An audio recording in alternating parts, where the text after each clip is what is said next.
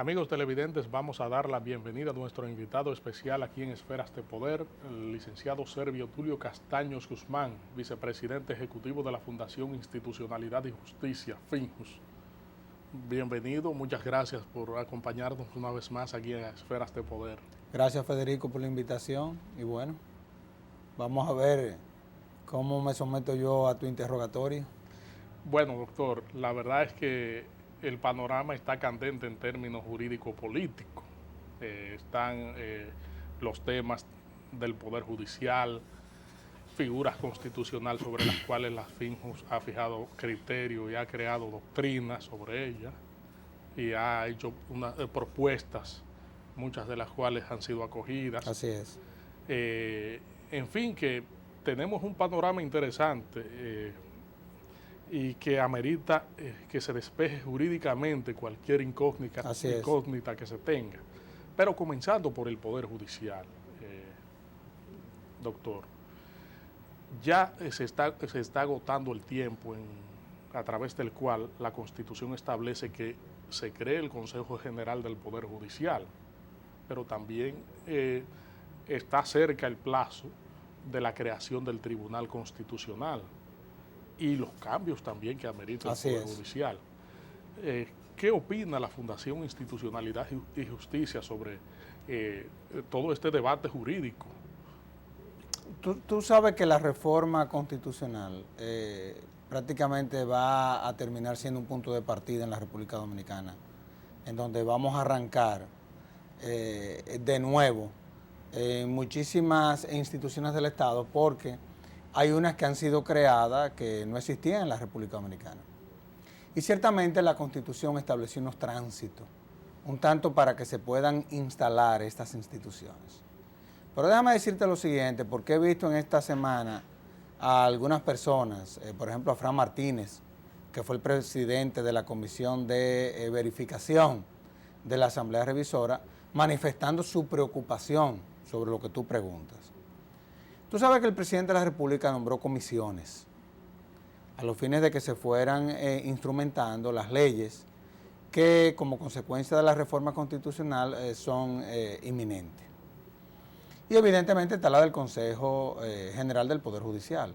Y esa ley, hay una comisión del Ejecutivo que ya la está trabajando y que en los próximos días será remitida al Congreso Nacional. Nosotros, por ejemplo, estamos trabajando en lo que es la ley que transforma, si se quiere, en el marco de lo que establece la nueva Constitución, al Ministerio Público. Porque ya vamos a tener que crear un nuevo estatuto o una nueva ley orgánica del Ministerio Público, dado que así como se crea un Consejo General del Poder Judicial, así se crea un Consejo General de Procuradores, del Ministerio Público. Es decir, que yo creo que, bueno, de lo que se trata de ver de qué forma todas estas cosas la podemos socializar rápida, pero a mí no me cabe la menor duda de que se va a cumplir con los plazos que establece la Constitución y que vamos a poner en marcha todas estas instituciones a los fines de ver de qué forma podemos contribuir a que ellos operen mejor, que es de lo que se trata todo esto. Así que yo estoy totalmente convencido y confiado de que eso será así. Por ejemplo, en cuanto al Tribunal Constitucional, que tú sabes que en la FINJUS se trabajó la Ley de Procedimientos Constitucional, el consultor fue Eduardo Jorge Prats, y la misma comisión de juristas del Ejecutivo está trabajando sobre la base de esa propuesta que trabajamos desde la Fundación. También es una propuesta que ya inclusive ya se concluyó. Y en el caso de esa instancia, bueno, la Constitución estableció un tránsito de 12 meses, es decir, que contamos con más tiempo, así como con el Tribunal Superior Electoral. Quiera Dios que el Congreso, por ejemplo, el 14 de julio, y que el programa valga como una especie de publicidad, la FINJUS está organizando conjuntamente con lo que será el nuevo Congreso un seminario, taller, a los fines de empoderar a quienes resulten ser ya finalmente los que integren el Congreso Nacional a partir del 16 de agosto, bueno, poderlo empoderar de una agenda legislativa a los fines de que ellos comiencen a trabajar en el marco de lo que, vuelvo y te reitero, establece la nueva Constitución. Y bueno, en eso estamos y yo estoy totalmente confiado de que eso se va a superar. Sí, eso es importante porque los nuevos congresistas, muchos van a repetir, van a continuar en el cargo. Pero nuevos serán más de 90. Exacto, hay nuevos más de 90. Casi la mitad del Congreso va a ser renovada. Correcto, entonces... Y evidentemente que esa gente habrá que empoderarla. Claro. De cuáles son, por ejemplo, en el marco de lo que establece la Constitución del 2010, más de 22 leyes orgánicas tendrán que ser reformuladas y otras creadas. Y más de 60 leyes, adjetivas, tendrán que ser modificadas. Es decir, se trata de una verdadera revolución normativa que vamos a vivir en la República Dominicana. Y yo creo que de lo que se trata es de ir creando las condiciones para que quienes tienen esa atribución, bueno, puedan contar con las herramientas necesarias para poderla hacer de manera exitosa.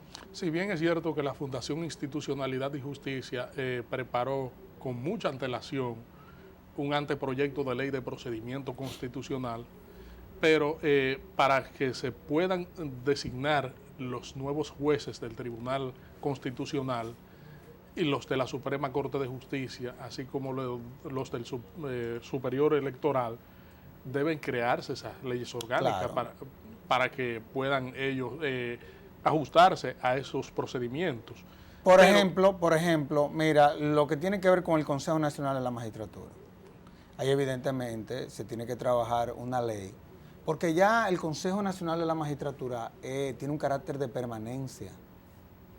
Acuérdate que el Consejo Nacional de la Magistratura no solamente se va a limitar a nombrar los jueces de estas instancias, entiéndase del Tribunal Superior Electoral, del Tribunal Constitucional, de la propia Suprema Corte de Justicia, sino que también tendrá la atribución de evaluar a quienes se queden en la Suprema Corte de Justicia. En fin, ya son otras las atribuciones de este Consejo y entonces tendrá que contar con una ley que evidentemente recoja cuál va a ser la operatividad de conformidad a lo que son sus nuevas atribuciones de este órgano que, vuelvo y te reitero, tiene un carácter permanente ya. Aparte de que tiene un nuevo ingrediente y es que tiene al Procurador General de la República como uno de sus miembros. Es decir, que se trata evidentemente de un trabajo arduo y quiera Dios que el Congreso Nacional y quienes estemos involucrados en estos asuntos podamos contar sobre todo con la capacidad técnica que requieren estos trabajos y yo creo que eso se va a lograr en honor a la verdad. Para la FINJUS entonces el Consejo Nacional de la Magistratura se avisora de que pueda ser convocado después del 16 de agosto, partiendo del panorama que usted Yo pienso que eso será después del 16 de agosto. Estamos previo a la salida de un proceso electoral que está terminando como comenzó. Recuérdate que todo el proceso electoral comienza con lo que fueron las primarias internas de los partidos, que fueron sometidas a procesos de impugnaciones, más de 260 procesos de impugnaciones. Asimismo estamos terminando el proceso electoral con 276 impugnaciones en el órgano competente que es la Cámara Contenciosa de la Junta Central Electoral. Hasta que eso no concluya, yo creo que no es prudente la de convocar al Consejo Nacional de la Magistratura. Y yo creo que ya esa es una línea de quienes componen ese consejo. Eso será después del 16 de agosto, sin lugar a dudas. Y el asunto de la creación del Consejo General del Poder Judicial. Eso sí va a ser, como manda la Constitución, dentro de los 6 meses. Pero este Congreso Nacional es competente para hacer eso. O sea, aun cuando hay un grupo de congresistas que salen, hasta el 16 de agosto, esa gente tiene la facultad de seguir trabajando en las leyes que de conformidad con la Constitución, bueno, se obligaron a tener que aprobar en el Congreso Nacional y yo creo que con eso no va a haber ni mayores inconvenientes. En honor a la verdad te lo digo. Acerca de la composición del Consejo Nacional de la Magistratura, donde habrá una matrícula de 8. El Procurador General de la República va a pasar a integrar ese órgano que se va a encargar de elegir los jueces. Que eso no es una novedad, ¿eh? Eso. Por ejemplo, en Francia, el Procurador General de Francia es miembro del Consejo Nacional de la Magistratura. O sea, eso no es un diseño novedoso tampoco. Y en otros países de Europa, sobre todo de la Europa del Este, el Procurador General juega un papel fundamental en esos temas. Bueno, en esta ocasión, a nosotros nos hubiese gustado que tuviese el Colegio de Abogados, que hubiese estado la Academia. Pero ¿qué fue lo que pasó? Como la política lo ha invadido todo en este país. Es decir, tú para ser presidente del Colegio de Abogados, tú tienes que ser promovido por un partido político, si no, olvídate de eso.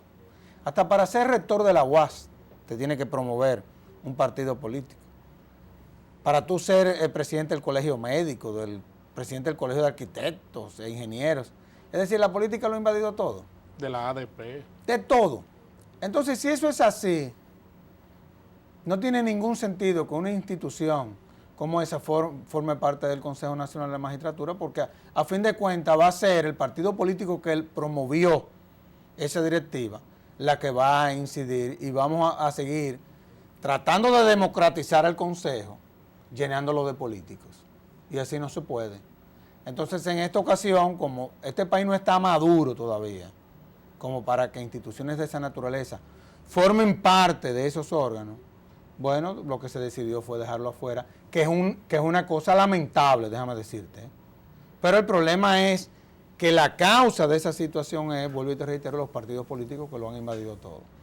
Entonces, bueno, la clase política entendió que el procurador en esta ocasión debía de ser miembro del Consejo, y eso fue lo que ellos decidieron. Bueno, quiera Dios que juegue su rol.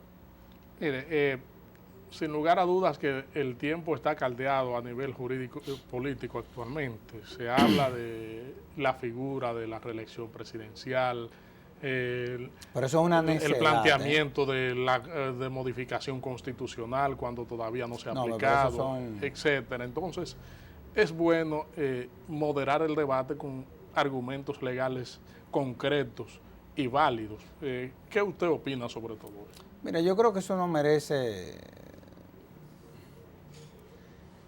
Tú sabes que los debates jurídicos se sustentan sobre la base del razonamiento. Y no cabe duda cuando tú lees lo que es el contenido de la Constitución. Mira, el presidente no se puede reelegir en virtud de esta Constitución. Quienes se pronuncian en ese sentido, bueno, yo les deseo suerte y que le vaya bien. Pero eso es imposible jurídicamente hablando. Primero porque esta Constitución lo prohíbe. Y si esta Constitución lo prohíbe, también se lo prohibía al presidente que tenemos la anterior. Y en materia constitucional no hay interregno. Esa es la realidad. Por eso es que tú ves que las constituciones son de aplicación inmediata. Yo no quisiera ni siquiera analizar eso, porque eso no tiene ningún sentido. Ahora bien, a mí lo que me sorprende, y es lo que me llama la atención, que eso no es más que un abuso que hayan puesto sobre el tapete un tema de esa naturaleza. Y una desconsideración y una falta de respeto, sobre todo, a esta sociedad, que está cansada de ese tipo de distracciones. Ojalá que la clase política se concentre en instituciones de la sociedad, en lo que son los verdaderos problemas. Esos problemas que reflejó el estudio del PNUD, en eso sí es lo que esta sociedad se tiene que estar concentrada. Y no es ese tipo de vanidades y de cosas que no contribuyen para nada y que le hacen mucho daño al presidente de la República. Mucho daño le hacen al presidente de la República. Que tengo la impresión que él no anda en esos caminos. Pero siempre hay un grupo que son los que le encantan estar animando a ese tipo de corriente, digámoslo así.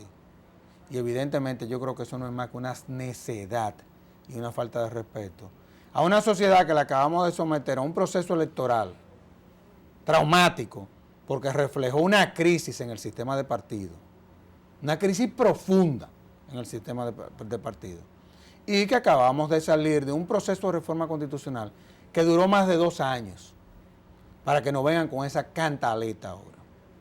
Nosotros como Fundación en Honor a la Verdad hemos sido muy radicales y hemos sido muy firmes en esto, pero eso no es más que una desconsideración, volví te reitero, y una falta de respeto a la inteligencia de la sociedad dominicana en honor a la verdad. Y te pido que pasemos a que me haga la próxima pregunta, porque no quisiera que perdiéramos el tiempo en eso.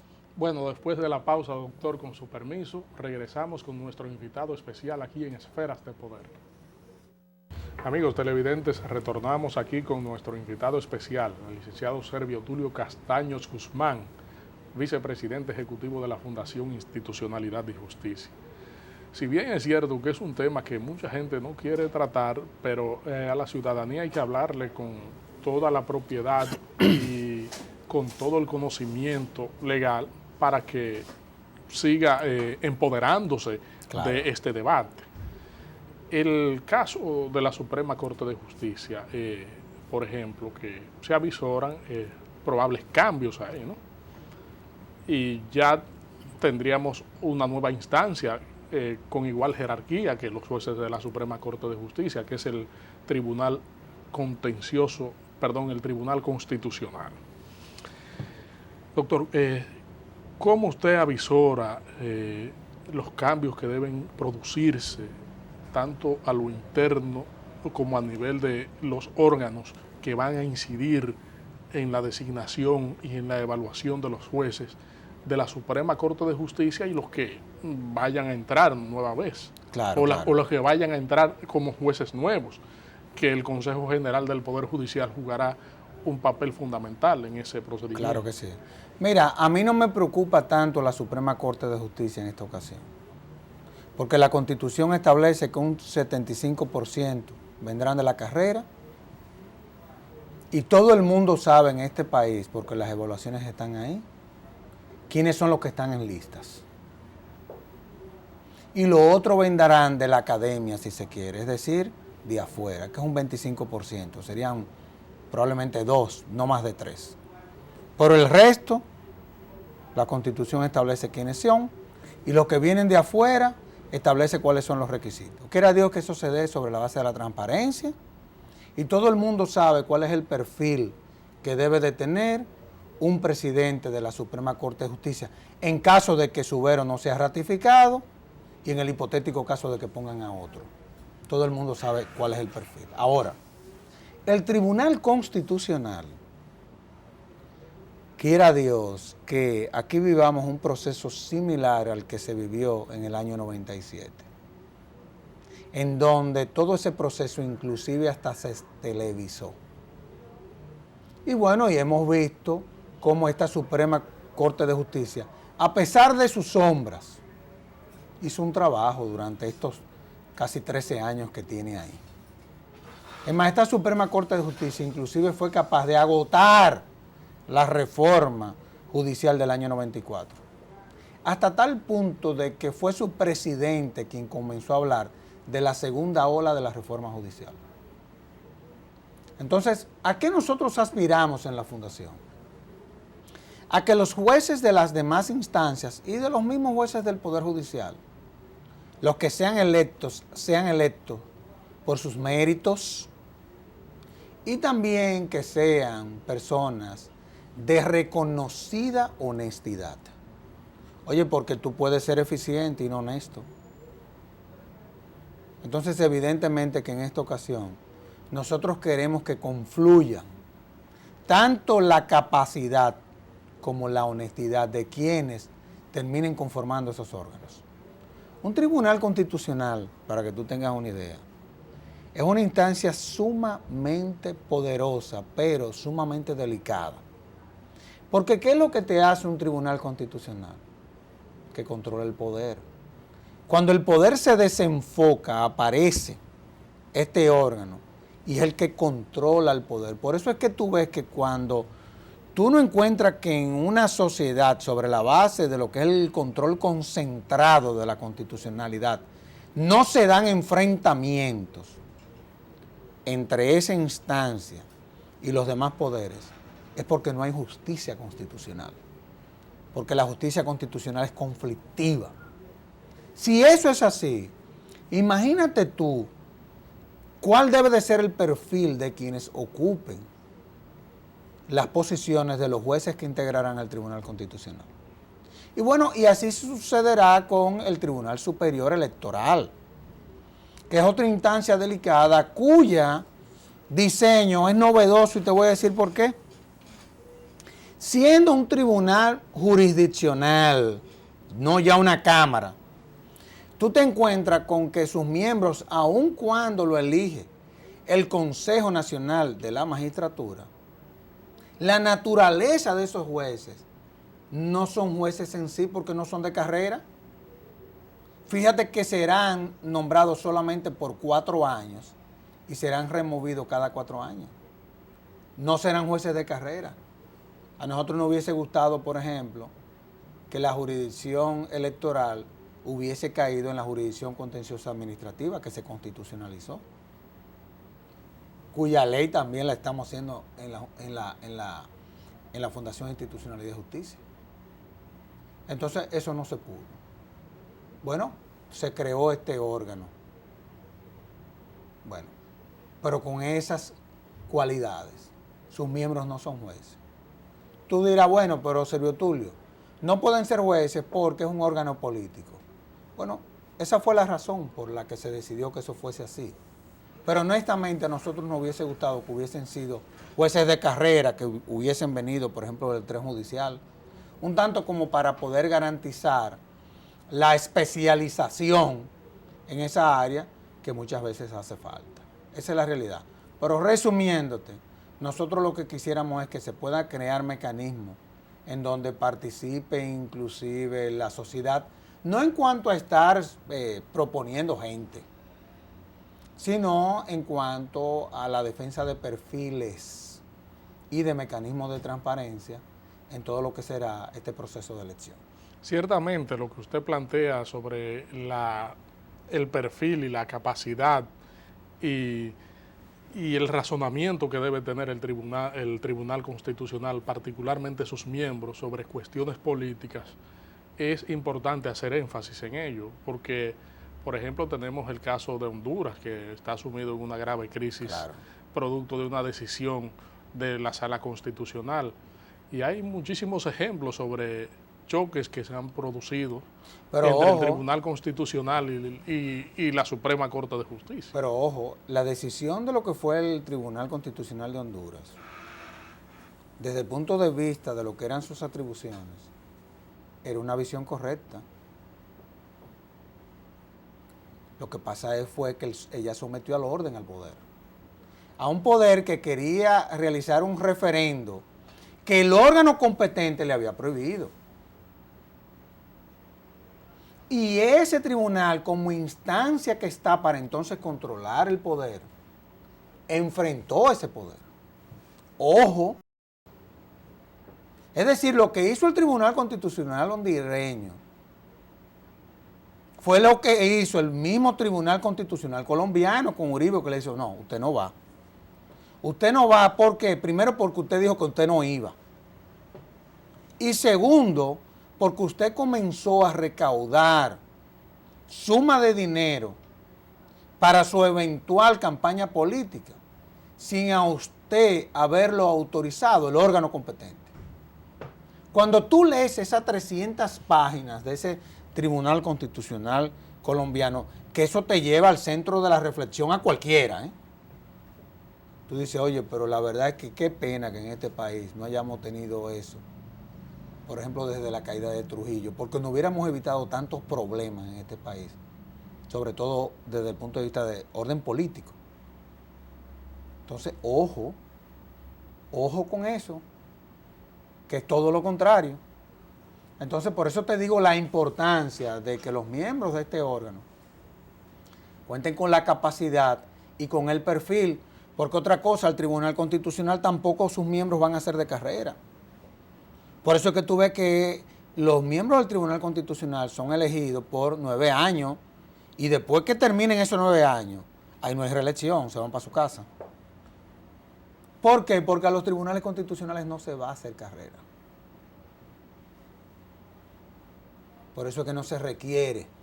Entonces, evidentemente, de ahí la importancia de que los miembros de una institución que estamos estrenando, bueno, se puedan comportar con la dignidad que debe de comportarse quien sea miembro de una instancia de ese tipo. En todos los países del este, Federico, para que tú entiendas la importancia de este órgano, a la caída del socialismo, digámoslo así, porque ya eso es otra cosa, lo que viven en esos países. ¿Tú sabes lo que hicieron los países del este? Todos crearon un tribunal constitucional. Como hizo Alemania cuando perdió en la Segunda Guerra Mundial. Como hizo España, como han hecho todos esos países. ¿Y para qué ha servido esa institución? Para fortalecer la institucionalidad de esos estados. ¿Que es verdad que se presentan conflictos? ¡Qué bueno! Bienvenidos sean. Porque cuando usted enfrenta el poder, ahí se dan los conflictos. Así que, quiera Dios que podamos comportarnos a la altura, eligiendo personas, ¿verdad?, que puedan cumplir con los requisitos que requieren las circunstancias. ¿Cuál es entonces ese perfil que debe tener el juez constitucional? Si bien es cierto que se va a encontrar con un ambiente proceloso en cualquier momento. Mira, en materia constitucional, una de las cosas importantes que debe de tener un juez constitucional no es que la materia constitucional se sustenta sobre la base de que tú tengas la razón, es de que tú en un caso no pierdas el juicio. Número uno. Número dos, la jurisdicción constitucional es una jurisdicción especializada. Es una jurisdicción muy técnica. Obviamente, no solamente de los técnicos estará conformado un tribunal constitucional, porque la parte política de la justicia es la justicia constitucional.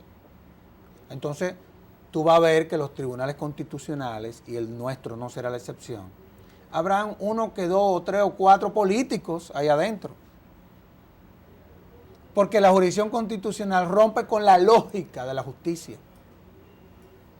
Entonces, de gente que generalmente no se le pide que sean independientes, pero sí que sean imparciales,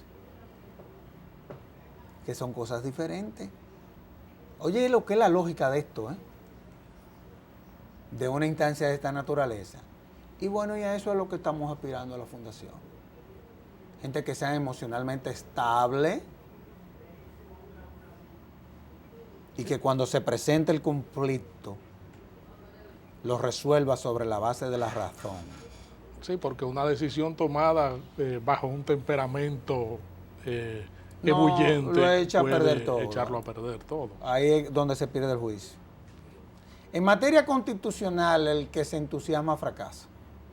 Para ponértelo más fácil. Fracasa el que se entusiasma. Con su permiso, doctor, vamos a una pausa aquí en Esferas de Poder y regresamos en breve.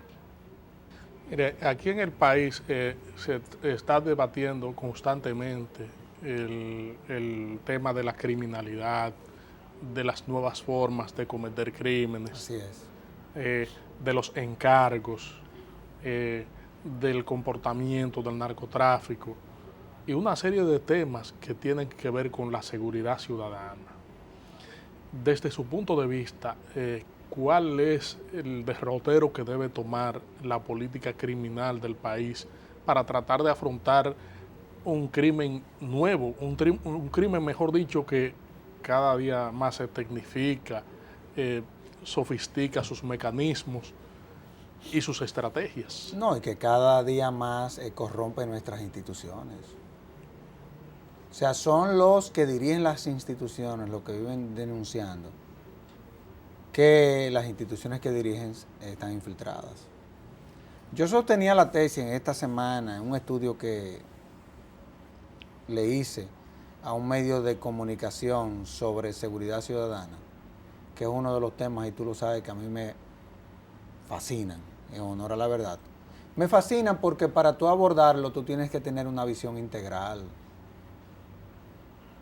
O sea, el fenómeno de la criminalidad, el fenómeno de la seguridad ciudadana, no es que sea un fenómeno difícil, es que es sumamente complejo abordar un fenómeno de esta naturaleza. Por ejemplo, tú mencionaste una palabra que es fundamental cuando tú abordas este tema, que es la política criminal.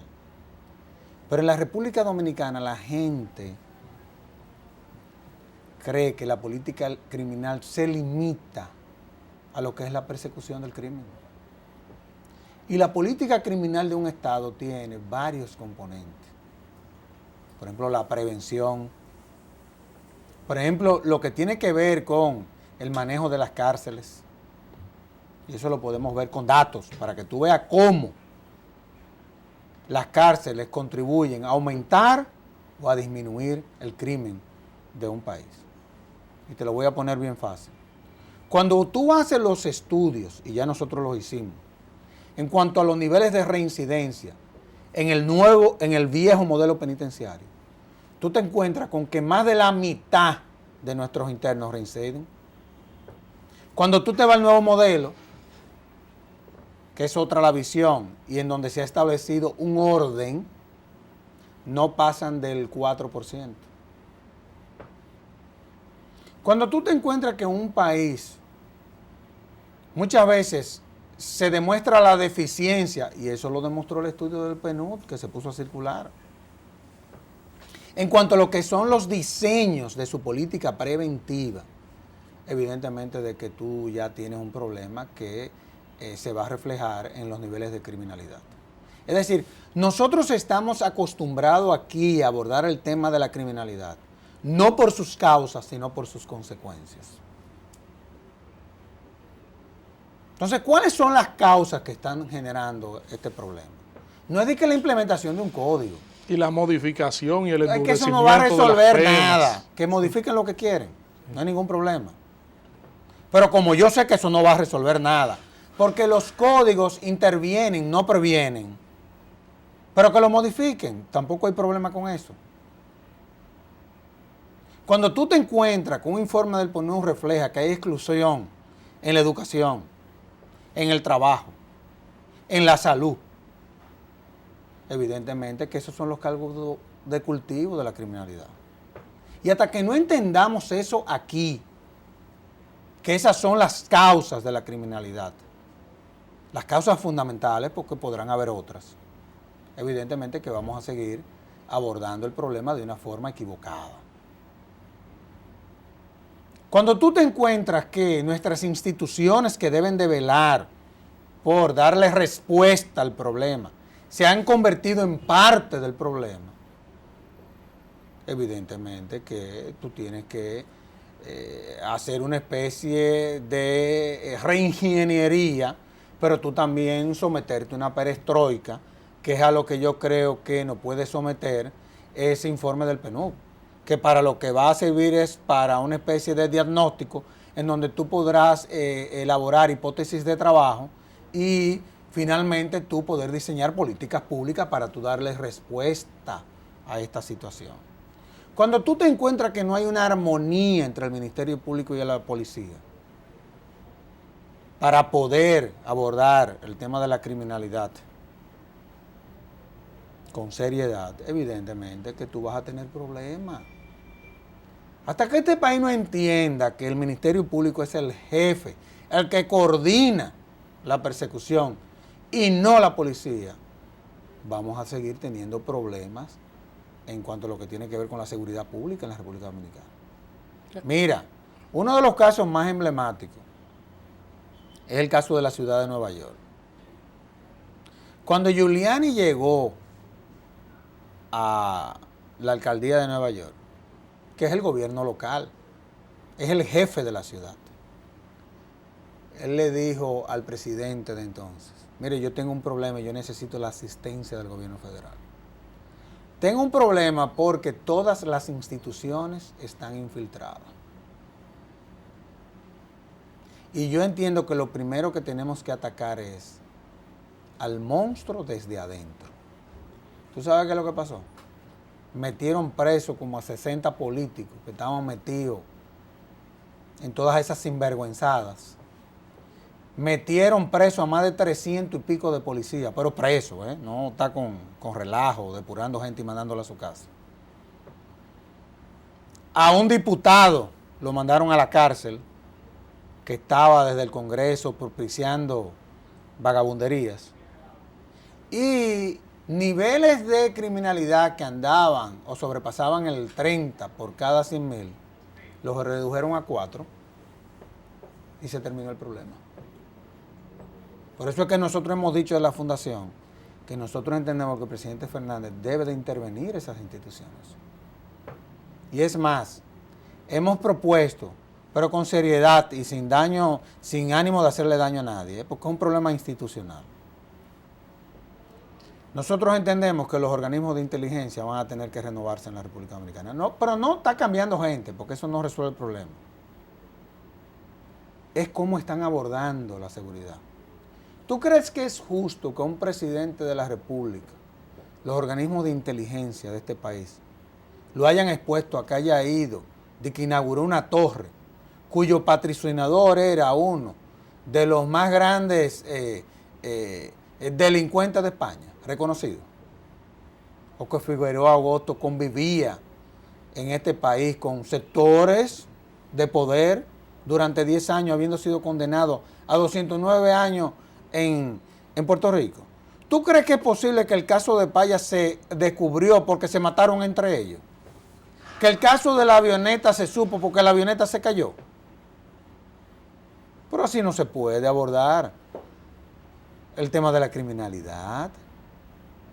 O sea, la criminalidad se aborda no usted agarrando presos infelices en las calles, de que porque son los que dirigen los puntos de droga. Es atacando las estructuras. ¿Y cómo? Estamos hablando de crimen organizado, y eso no lo decimos yo, ni lo dice tú, ni lo dice el diario para que tú colaboras, que dicho sea de paso, ha escrito excelentísimos editoriales, que más claro de ahí no se puede explicar qué es lo que está pasando en la República Dominicana. Entonces, cuando tú hablas de crimen organizado, tú estás hablando de estructuras que operan desde el Estado, pero que eso lo sabe todo el mundo. Porque eso no es en la República Dominicana solamente. En todos los países en donde el crimen organizado aflora, que es el caso que estamos viendo en la República Dominicana, es con la complicidad del Estado, de estamentos de Estados que han sido infiltrados. Si eso es así, Federico, entonces evidentemente que yo creo que aquí vamos a tener que cambiar la visión de cómo abordar el problema. Porque déjame decirte, el tema del narcotráfico en la República Dominicana, la percepción que tiene la sociedad es que aquí lo abordamos solamente sobre la base de cuando a nosotros nos solicitan una persona en extradición. Esos son la gente que se conocen como capos aquí, los que nos piden de fuera. Oye, y nosotros no somos capaces como de poder dar en la diana en cuanto a lo que son esas estructuras. Entonces yo creo que todas estas cosas, entonces, son las que degeneran en el aumento de la criminalidad, en que la sociedad siente que el Estado ha perdido parte de su capacidad para abordar el problema. Eso lo dice todo el mundo.